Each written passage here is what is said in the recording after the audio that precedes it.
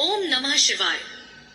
आप लोगों में से लगभग के साथ ऐसा होता होगा कि जब शिव मंदिर में जाकर भोले बाबा पर जैसी बेलपत्र पर चढ़ाते हैं या फिर अन्य सामग्री चढ़ाते हैं और बस उतनी ही देर में कोई न कोई अन्य व्यक्ति आकर आपकी बेलपत्र आदि सामग्री को उतार कर एक किनारे रखकर और अपना जल और अपना बेलपत्र चढ़ा देता है, तो क्या आपका जो बेलपत्र शिवलिंग से नीचे उतर कर रख दिया गया है, क्या उसे भोले बाबा स्वीकार करते हैं? ऐसा सवाल आपके मन में जरूर आता होगा।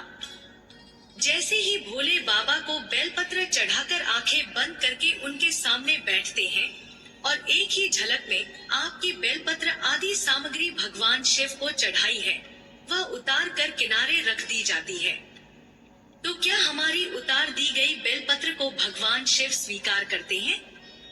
यह हमारे द्वारा की गई पूजा को भगवान शिव स्वीकार करते हैं? तो आज हम आपको इस बात का उत्तर देते हैं और महाशिव पुराण में भी वर्णित है। और व्यक्ति द्वारा बेलपत्र या अन्य जो सामग्री शिवलिंग पर समर्पित की गई है, उसे कभी भी ईर्ष्यावश हटाकर अपने द्वारा लाया गया जल भोले बाबा को नहीं चढ़ाना चाहिए, न ही अपने द्वारा लाया गया बेलपत्र आदि चढ़ाना चाहिए, क्योंकि जो भी व्यक्ति ईर्ष्यावश दूसरे के द्वारा चढ़ाई गई बेलपत्र को उतार देता है और स्वयं जल चढ़ता है, तो उस व्यक्ति की पूजा शंकर भगवान कभी नहीं स्वीकार करते। ऐसा शिव पुराण में वर्णित है। लेकिन आपको अपना लाया हुआ जल और बेलपत्र आदि सामग्री चढ़ाना है शिवलिंग पर, तो आप पहले से ही चढ़ी सामग्री को प्रेम से, आराम से, बिना ईर्ष्या के उसे सामग्री आदि को उतार कर शिवलिंग की किनारे रख सकते हैं, क्योंकि भोले बाबा उसी की पूजा स्वीकार करते हैं जो व्यक्ति दूसरे के प्रति ईर्ष्या न रखता हो और प्रेम से पूजा करता हो। दूसरी बात कि यदि कोई व्यक्ति अपने द्वारा चढ़ाए गए बेलपत्र आदि सामग्री को तुरंत प्रेम से भी उतार कर रख देता है, तो क्या आपके बेलपत्र को भगवान शिव स्वीकार करते हैं? तो उसके बारे में जानने के लिए शिव पुराण में वर्णित एक कथा सुनिए।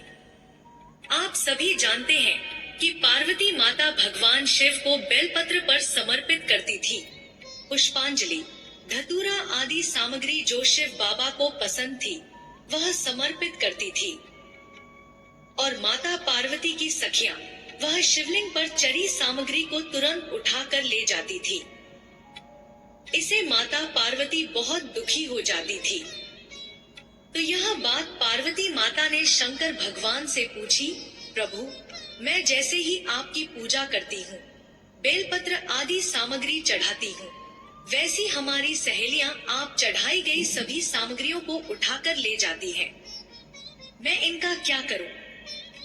क्या आप मेरी पूजा स्वीकार करते हैं? फिर महादेव जी कहते हैं कि पार्वती, जिस समय पर तुम बेलपत्र लेकर मेरे सामने बैठती हो या बेलपत्र जब तोड़ने जाती हो या तोड़ कर लाती हो, उसी समय पर वह बेलपत्र मुझ पर चढ़ जाता है। मैं तभी स्वीकार कर लेता हूँ और फिर उसके बाद तुम मुझे चढ़ाओ या ना चढ़ाओ।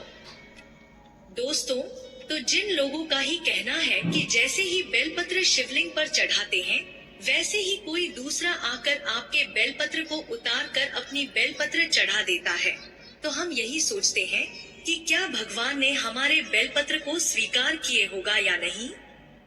तो अब एकदम निश्चिंत हो जाइए। हमारे बाबा भोलेनाथ का और शिव पुराण में यही कहना है कि जिस वक्त हम बेलपत्र को पेड़ से तोड़ने जाते हैं या बेलपत्र को थाली में लेकर भगवान शिव के पास बैठते हैं, उसी समय वह बेलपत्र भगवान शिव स्वीकार कर लेते हैं, क्योंकि आपने पहले से ही बेलपत्र को दिल से समर्पित कर दिया है। उसे भोले बाबा तुरंत स्वीकार भी कर लेते हैं और आपकी पूजा सफल भी कर देते हैं। तो दोस्तों, अगर आपको यह जानकारी पूरी तरह से समझ में आई है, तो कृपया वीडियो को लाइक, शेयर, सब्सक्राइब करें और कमेंट में ओम नमः शिवाय लिखना न भूलें।